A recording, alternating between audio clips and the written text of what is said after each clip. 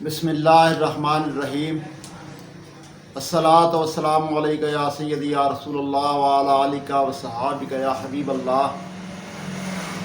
वाजिबुल एहतराम दोस्तों, अज़ीज़ो बुज़ुर्गों और काबिल कदर मेरी माँ और बहनों, आज मैं आपकी खिदमत में जो अर्ज़ करना चाहता हूँ वो ये है कि बहुत सारे हज़रात ये कहते हैं जी हमें फ़लाँ आदमी से पैसे लेने हैं, वो हमें वापस नहीं करता, हमसे उसने पैसे लिए थे, कर्ज़ा लिया था, अब वो हमें दे नहीं रहा, इसके लिए कोई वजीफ़ा बताएं। सबसे पहली बात तो ये है कि अगर किसी से पैसे वापस लेने हों तो सबसे पहले हमें अपनी तरफ ये भी देखना चाहिए कि हमने तो नहीं किसी के देने, या हमने किसी का कुछ गज़ब तो नहीं किया हुआ, किसी की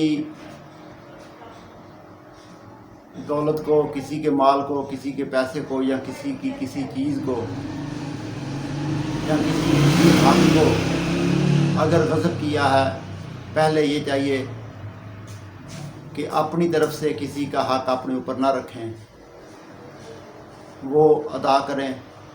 अगर किसी का कुछ गज़ब किया है तो वो उसे वापस करें। किसी की ज़मीन, किसी का मकान, किसी की दुकान, किसी का पैसा, जो कुछ किसी का आपके ज़मा है वो आप उस हक़दार को वापस करें। और फिर उसके बाद अगर आपका माल किसी के ज़मे है तो फिर उसके लिए ये वजीफ़ा पढ़ें और इंशाअल्लाह ताला इसकी बरकत से अल्लाह ताला ज़रूर अफ़वाह पैदा फरमाएगा। वो ये वजीफ़ा ये है कि आप फजर की नमाज के बाद 450 मरतबा ये वजीफ़ा पढ़ना है। हस्बुनल्लाहु व निअमल वकील, हस्बुनल्लाहु व निअमल वकील, हस्बुनल्लाहु व निअमल वकील। अव्वल आखिर दुरूद पाक पढ़ लेना है और 450 मरतबा ये वजीफ़ा पढ़ना है। और इसके साथ इशा की नमाज के बाद आपने दुरूद पाक पढ़ना है 100 मरतबा, और उसके बाद 100 मरतबा ये आयत करीमा पढ़नी है, ला इलाहा इल्ला अंता सुबहानका इन्नी कुन्तु मिनज़ ज़ालिमीन। और ये आयत करीमा पढ़कर 100 मरतबा दोबारा फिर दुरूद पाक पढ़ना है, यानी जितनी ये आयत करीमा पढ़नी है उससे डबल दुरूद पाक पढ़ना है।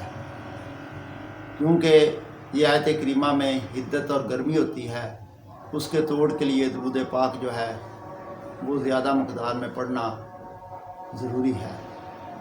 इसलिए सुबह फजर की नमाज के बाद हस्बुनल्लाहु व निअमल वकील ये पढ़ना है 450 मरतबा, और इशा की नमाज के बाद दुरूद पाक उसके बाद 100 मरतबा ला इलाहा इल्ला अंता सुब्हानका इन्नी कुन्तु मिनज़ ज़ालिमीन। उसके बाद 100 मरतबा फिर दुरूद पाक पढ़ना है। ये वजीफ़ा आपने 11 दिन पढ़ना है, और साथ ये आयत करीमा लिख कर अपने पास भी रखनी है। अगर अदाद की शक्ल में कोई करने वाला आदमी मिल जाए, लिख करने वाला, तो वो भी ठीक है।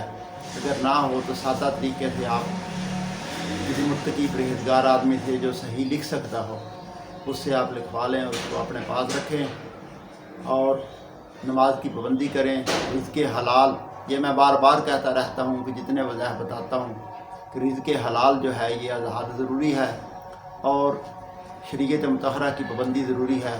उसके बाद आप जो हैं वो वज़ाइफ पढ़ें, इंशाअल्लाह उसमें तफ़सीर भी होगी और उसमें बरकत भी होगी। इसके लिए ये वजीफ़ा आप नोट फरमा लें। इंशाअल्लाह इसकी बरकत से जो आपने किसी से कर्ज़ा लेना है इंशाअल्लाह वो ज़रूर आपको अदा करेगा, अल्लाह के फजल और उसके करम से इंशाअल्लाह ताला।